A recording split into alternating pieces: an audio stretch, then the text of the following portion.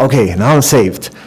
So, My Alphabet is a letter drawing workshop designed for children. The main purpose is to show the importance of visual communication to kids from 8 to 13 years old. I have to be before? Okay. By stimulating them to start creating their personal alphabets. This is me and Gabriela Pas, my partner in crime in this project. During the first edition of Meu Alfabeto workshop, within Caixa de Letras, or Letterbox exhibition, back in 2011 in Brasilia. This is an exhibition that I designed to show the importance of the letters throughout our daily lives. Right now, the exhibition is happening here in São Paulo at the Museum of Portuguese Language, but I'll talk about it in the end of the presentation. Back to Brasilia, we were off to a good start with a group of quite interested children. Although, because it was like a free activity in a cultural space of the city, we couldn't, we showed them that we wanted kids from 8 to 13 years old, but we couldn't quite control that. So whenever someone will show up to draw, we couldn't say no to Elena, age 5, or we couldn't say no to Pedro, also 5, who drew his monster-shaped name, or Isadora, aged 4. And as Isadora is showing, this is what we ask the kids. We ask the kids to draw their names in as many ways as they can think of. Whenever a student ran out of ideas, we would suggest analogies, such as, what would your name look like if it were on fire? Or what if it were made out of plants? What if your name was melting like ice cream? The drawing of one's name makes up for a strong connection between the participants and their letters. After about 30 minutes and a few sheets filled, we would hang all the drawn names on the wall. And this is a key moment when the kids can see each other approaches and make comments, thus expanding the drawing possibilities and their own understanding of the letters. Then they were asked to fill out at least one more sheet with their names, either to refine a previous idea or to come up with a new one. After 1 hour or so of name drawing, we took the class on a short guided tour through the exhibition. I was a bit skeptical of showing them already made letters to influence them, but since we were so close, like, let's give it a try. After reviewing the latest drawings, we asked the kids to think about the shape of all the other letters, aside from the ones on their names, based on their favorite name design. So they made a grid on an A3 sheet, like the example on the whiteboard that I showed them. That would help having the letters with similar measurements. Once they were done, we hung the alphabets on the wall for one final analysis. And after a while, some of them started to comment and help each other out, which was a really nice thing. And again, the moment of review and comparison was extremely rich and thoughtful. And these are some of the results. This is Bruna, 11 years old. This is Cecilia, 8 years old. Beatriz, 11.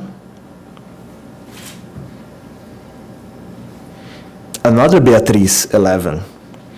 At some point, she decided for alternate characters. You can see that, like 3 or 4 sometimes, like in here.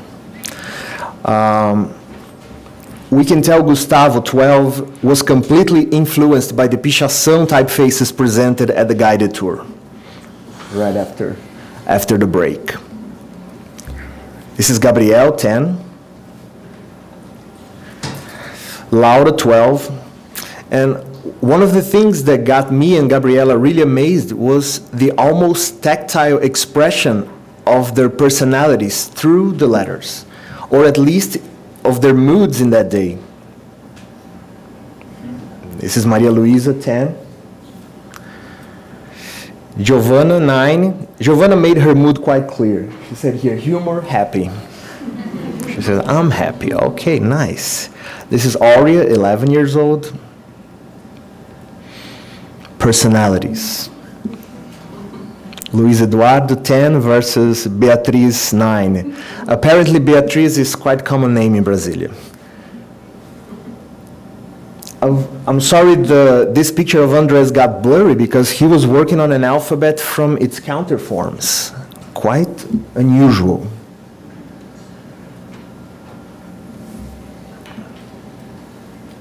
So, one great first, my alphabet class. After Brasilia, we started offering the workshop here in São Paulo in partnership with SESC, which is the social service of the commerce. Only this time, the parents joined the fun, and that triggered us to try a slightly different approach. We had fewer kids than Brasilia, under 9 years old, mostly under 9 years old, with parents. So we took the time to do more drawings on the board, while asking the kids to speculate about the shapes of each letter. After having their names drawn, we divided the alphabet in groups of 3 letters so they could focus more on exploring shape variations. We also hung everything so they could see the whole picture and get new ideas, followed by the drawing and analysis of the alphabets. And again, personality is sprung through the kids' drawings.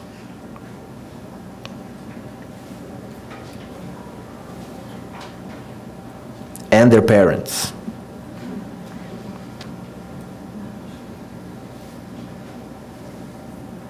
Making interesting pair of fonts.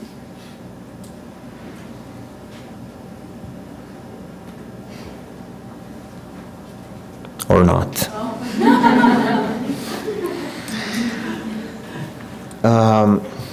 Another edition of the workshop with parents drawing with the kids, this time in SESC Santos, in a city by the sea an hour from São Paulo. This time with way more attendance, over 30 children, ages from 6 to 12. And in this case, in Santos, it felt like the kids were used to going to those workshops together. So it felt a bit like a class. So everybody knew each other somehow. So there was way more noises and fun among them. The approach was closer to what we did in Brasilia. No more splitting the alphabets among groups. Higher focus on suggesting shapes, either by drawing or verbalizing, like suggesting possibilities on fire and so on. And these are some of the outcome.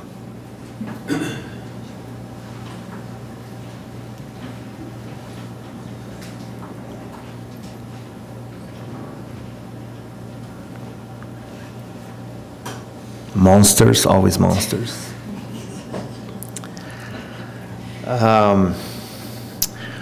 Whenever we organize Meu Alfabeto workshops, we lack the opportunity of expanding the exercise with the same kids in more than a single encounter or event to work with students of the same age group. So, as I mentioned earlier, Caixa de Letras is in São Paulo at the Museum of Portuguese Language.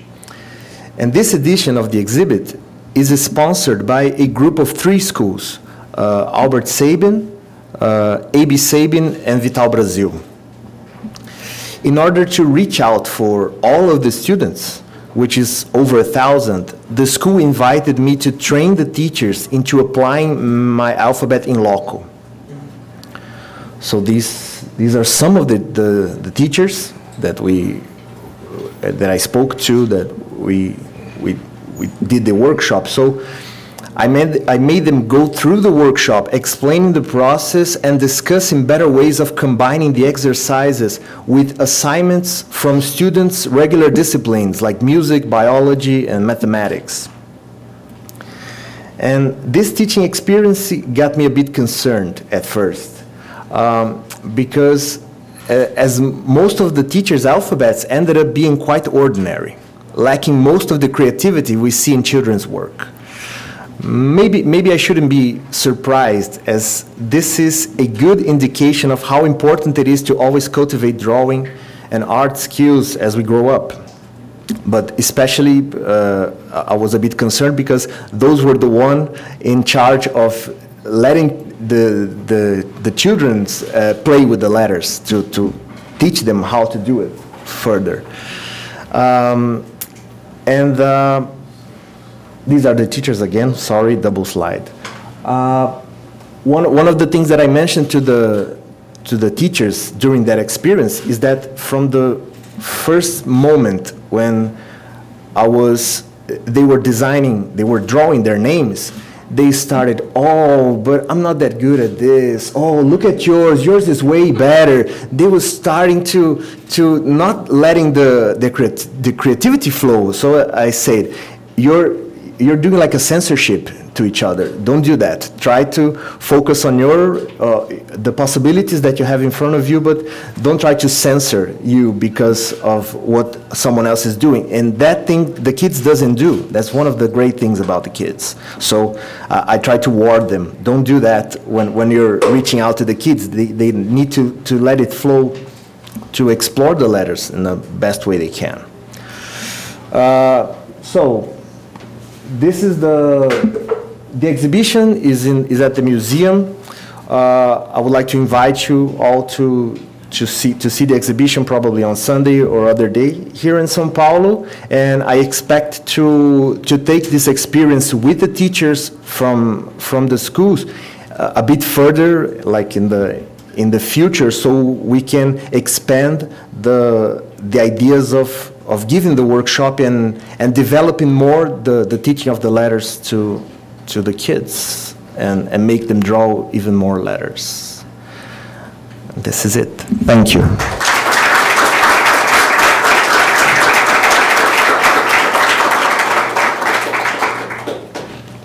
Questions?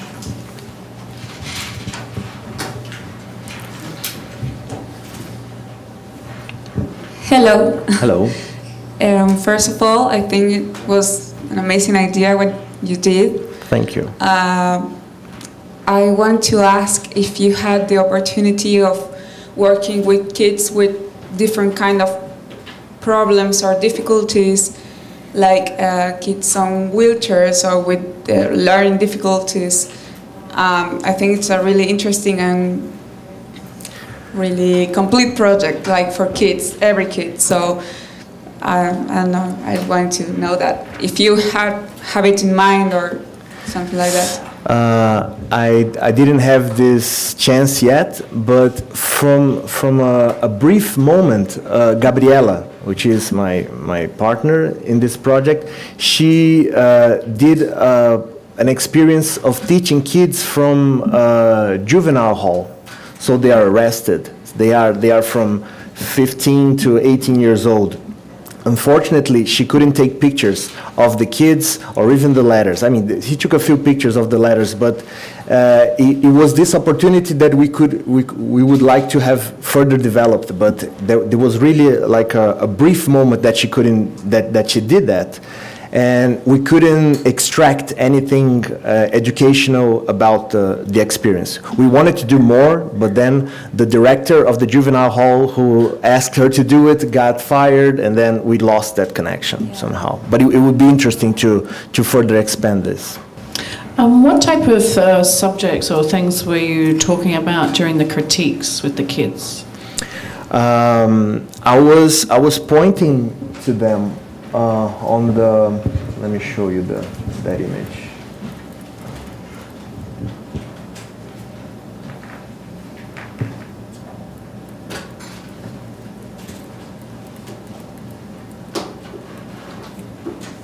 Well, actually, during the critiques, it was more of a moment of reviewing the alphabets and showing them